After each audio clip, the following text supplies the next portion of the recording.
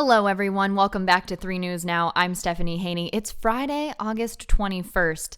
Thanks for being here for your top headlines from WKYC.com and our WKYC app. I appreciate you being here to get filled in on everything that's impacting you here in Northeast Ohio. And I just want to take this opportunity to wish everyone a happy Friday. We've made it to the end of another week, and there's a lot happening today.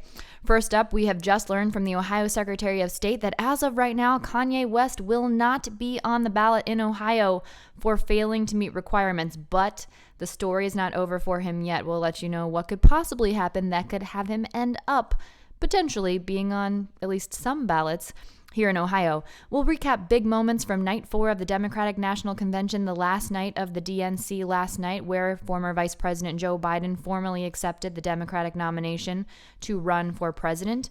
And we'll do a quick recap of Postmaster louis-DReyfus testifying today in front of Congress, an update on vote-by-mail applications here in Northeast Ohio and around the state, and also take a look at former Full House star Lori Loughlin's sentencing, which is expected today related to the college bribery admissions scandal, and a new development in surgical masks that is actually also available to everyone else in the population if you are so interested.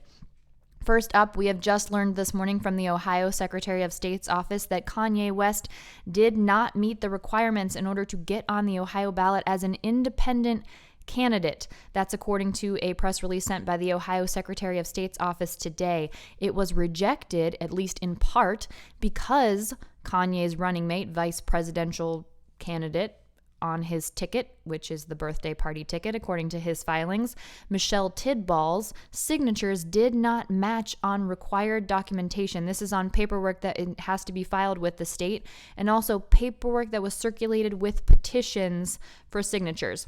Here's what the Secretary of State's office said. A signature is the most basic form of authentication and an important time-honored security measure to ensure that a candidate aspires to be on the ballot and that a voter is being asked to sign a legitimate petition. There is no doubt that the West nominating petition and declaration of candidacy failed to meet the necessary threshold for circulation. Included in that release were the documents. So I did take a look at those documents, and the signatures for Tidball do not match. The signatures for Kanye West, however, do match. So the Secretary of State did not specifically say that it was Tidball's signature that was the issue, but plainly looking at those documents, it is quite apparent that the signature for Tidball does not match on the two documents. Now, you may be asking yourself, what about write-in candidacy? If Kanye West wants to be on the Ohio ballot as a potential write-in candidate, he has until August 24th to file his intention to do so. So that's Monday. And if that's the case, then people could write in Kanye West on the Ohio ballot. Of course, you would have to write that in yourself. He won't be appearing on the ballot, but someone could write it in. But if he doesn't file that statement of intention by Monday, even if someone does write in Kanye West on the ballot, those votes won't be counted because he won't have met the requirements in order for that to happen. Now let's take a look at big moments from last night's 4th night of the Democratic National Convention. It was hosted by comedian Julia Louis-Dreyfus, who was cracking jokes all night long. In an interesting approach, the DNC also had an appearance by comedian Sarah Cooper. This is the person who became famous on TikTok for lip syncing to audio recordings of President Donald Trump. There were other celebrities as well that appeared at the DNC. Stephen Curry and Ayesha Curry appeared with their 2 daughters. I know that's a bit of a sore spot here in Cleveland, but big celebrities in the NBA world, no less. There was also a moving tribute to the late Representative John Lewis. It was kicked off by Atlanta's Mayor Keisha Lance Bottoms, and it was buttoned up with a beautiful performance from John Legend, rapper Common, and a gospel choir that was incredibly moving. Another moving moment was when 13-year-old Braden Harrington talked about how former Vice President Joe Biden, now the Democratic candidate for president, talked about how Biden helped him overcome his concerns with a stutter. As Braden spoke from his home into a cell phone camera, he talked about his struggles with stuttering and his struggles with being accepted at school, and how Joe Biden, by talking about his stutter, helped him come to acceptance of that. Senator Cory Booker also led a roundtable of past Democratic nominee candidates.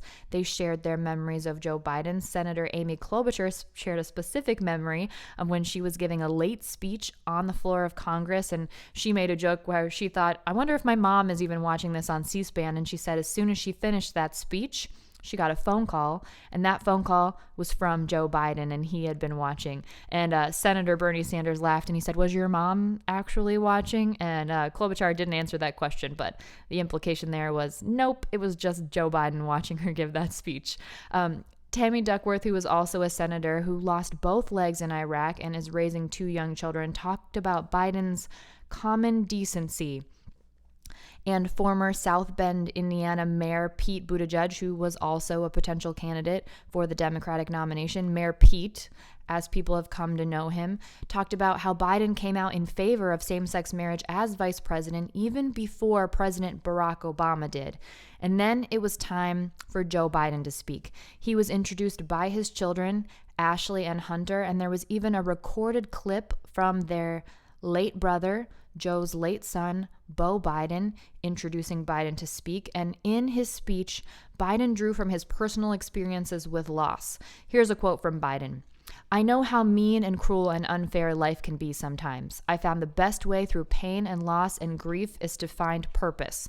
Biden talked about how he found that purpose in the Senate after he lost his first wife and his daughter in a car accident. Biden went on to say, I here and now give you my word. If you entrust me with the presidency, I will draw on the best of us, not the worst. I'll be an ally of the light, not our darkness. And make no mistake, united we can and will overcome this season of darkness in America.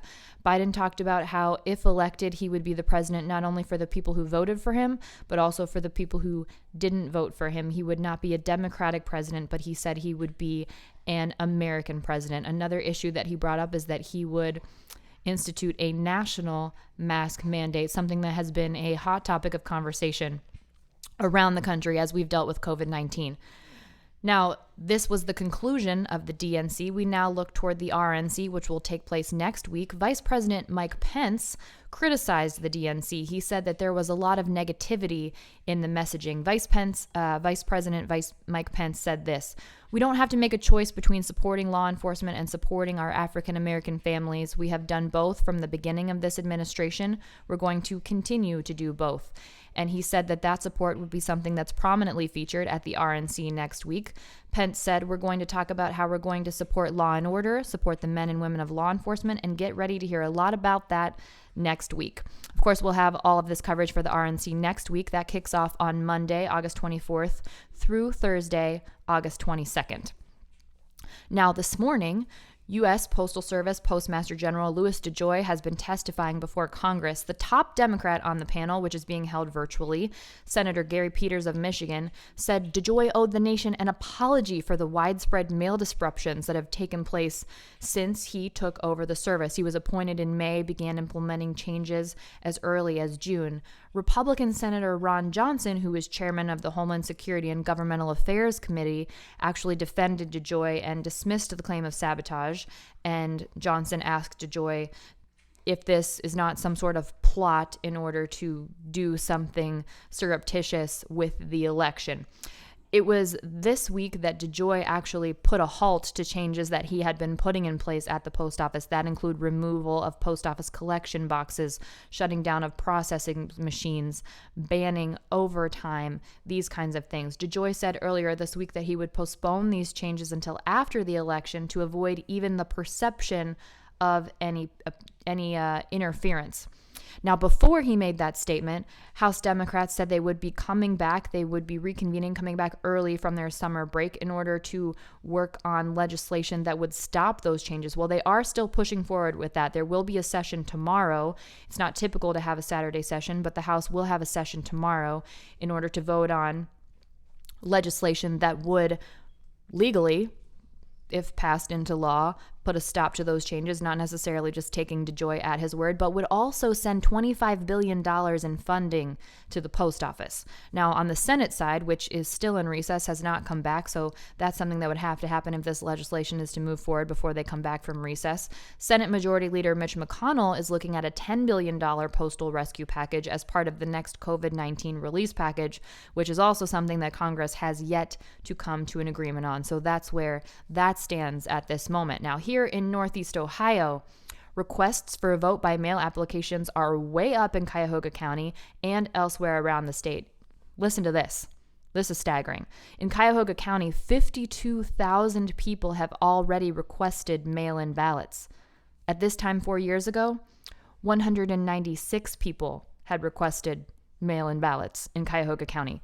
52,000 have already done it this year. Last year, 196. That's according to Board of Elections data. Of those 52,000 requests, 28,000 have come from Democrats. That's about 15% of the registered Democratic voters in Cuyahoga County. 20,000 have come from independent voters. That's about 3.3% of the registered independent voters, or people who are not affiliated with either party who are registered to vote. And about 3,100 Republican voters have requested ballots already. That's about 4.5% of the registered Republicans here in Cuyahoga County. Now, keep in mind, if you are registered to vote at this time, the Secretary of State will automatically mail people a mail-in ballot request form. This is not a ballot, but this is the form to request a mail-in ballot. That will come around Labor Day. We are seeing similar trends in other parts of Ohio as well. In Cincinnati, more than 40 times as many people have requested ballots than at this time 4 years ago. But wow, in Cuyahoga County, that's quite the jump. 52,000 this year to 196 4 years ago. This is a hot topic of conversation because we are now 74 days out from the election. Here's a reminder. The deadline to register to vote in Ohio is October 5th. And to vote by mail, you do need to send in an application request form. I have a link to that I've just tweeted. That's at _Stephanie Haney. So if you're already registered, you can wait for the Secretary of State to mail you that request form and then send it back. Or you can just download that form right now and send it in yourself if you don't want to wait. Either way, you have to send in that form if you want to vote by mail. Then officials are saying send that mail-in ballot back as soon as possible to avoid any potential delays. A date that has been thrown around is October 20th. Another option that you have is you can drop off that ballot at your county board of elections by 7:30 p.m. on November 3rd. And of course, you can vote in person, which will be available on November 3rd. However, Ohio is in need of poll workers. About 35,000 poll workers is what Ohio needs in order to make everything run smoothly. So if you're available, that is something that the state is asking, that you volunteer to be a poll worker on Election Day. Now let's talk about something else that's making national headlines. Lori Loughlin and her fashion designer husband, Massimo Giannulli, are expected to be sentenced today related to the college bribery admission scandal. Now, as a reminder, they have pled guilty to crimes related to paying $500,000 in bribes to get their two daughters into the University of Southern California, designated as crew team recruits, the rowing team. Well, they initially argued that they thought these payments were legitimate donations that they had sent through someone who claimed to be a college admissions consultant named Rick Singer. They tried to get the case dismissed. They were not successful, so they pleaded guilty in May to wire and mail fraud charges. They came up with a deal with prosecutors. Now, under Lori Loughlin's deal, she will potentially spend 2 months behind bars, pay a $150,000 fine, and perform 100 hours of community service. Under Giannulli's deal, he's calling for 5 months behind bars, a $250,000 fine, and 250 hours of community service. This is based on what prosecutors are saying their different roles in the scheme. They'll be sentenced in separate hearings today, which will be held virtually because of COVID-19. And the judge that they're dealing with is U.S. District Court Judge Nathaniel Gordon. Now, there's a lot of conversation about whether they'll actually serve these sentences. It's possible that they might get to serve their entire sentence at home because of COVID-19, but Judge Gordon has denied requests by other parents who have asked to serve their sentences in at-home confinement. Michelle Janeves, who is the heir to the Hot Pockets fortune, in that case, Judge Gordon said that he would not forfeit his obligation to impose a sentence that is warranted by the defendant's criminal conduct because of COVID-19. Harsh words. Now, that was a while ago. COVID-19 was in a very different place when Janeves was sentenced, but even if Loughlin and Giannulli actually get sentenced to prison time today, as opposed to house arrest, the likelihood of them spending the full term behind bars is just not very likely. We can revisit the case of actress Felicity Huffman, the Desperate Housewives star. She pleaded guilty, and federal prosecutors had recommended a 1-month sentence for her. She ended up being sentenced to 14 days. And a $30,000 fine and 250 hours of community service, plus a year of supervised release. Well, she ended up only serving 11 days of those 14 days, and the prosecutors had recommended 1 month. So if you take a look at that, that's a 22% reduction in what she was actually sentenced. Now, this was due to a prison policy about releases on weekends at the particular facility where she was incarcerated. They had a policy where if you're scheduled to be released on a weekend, they'll actually release you on a Friday. So that was part of the reason why she got out a little bit early. But early release is something that is very common, especially in these cases, and big fines make a lot more sense. So it'll be very interesting to see what the judge says today. It's my personal opinion as an attorney, my personal professional opinion, that even if sentenced to actual time behind bars, they will not end up serving those full terms behind bars. Now let's end with some interesting news about masks, something that's a big thing at the top of all of our minds here. The FDA has now officially approved the world's first see-through surgical mask. This has been created by a company called Clear Mask, and it's about improving human interactions in the healthcare industry. Now, we've all seen those masks, or maybe you haven't seen them, but they're interesting. There are masks out there made of fabric that you can actually get printed to look like the lower half of your face, and that, to me, is a little bit creepy. I don't know. Something about it is just a little bit strange. That plastered printed smile that actually looks like your face. A little bit weird. This, however, this is an interesting idea. In the middle of this pandemic, this is something that they have actually been working on since 2017. One of the founders of this company is deaf, and she had an experience having a surgery of her own where she had difficulty communicating with the surgeon. So, since that happened, this idea was spurred, and now it's finally coming to fruition. It's been approved by the FDA. It can be used for all kinds of settings beyond the hospital as well, and they do have a version that is not approved for surgery that's a little bit cheaper, so everyday people can buy this as well. Now, another thing about this mask is it's on some sort of foam that keeps it a bit away from your face. So if you're someone who doesn't like the fabric touching your face, this might be a great option for you as well. If you want to buy it as an individual, though, you do have to buy it in bulk now. You can get the smallest is in a box of 24. You can check out more details on that on WKYC.com and in our WKYC app. That's it for your early update here for 3 News Now. I'll be back here at 3 p.m. as soon as we get those updated numbers in from the Ohio Department of Health, and also the rest of the headlines that are topping WKYC.com and our WKYC app. I will see you back here shortly. I'm Stephanie Haney.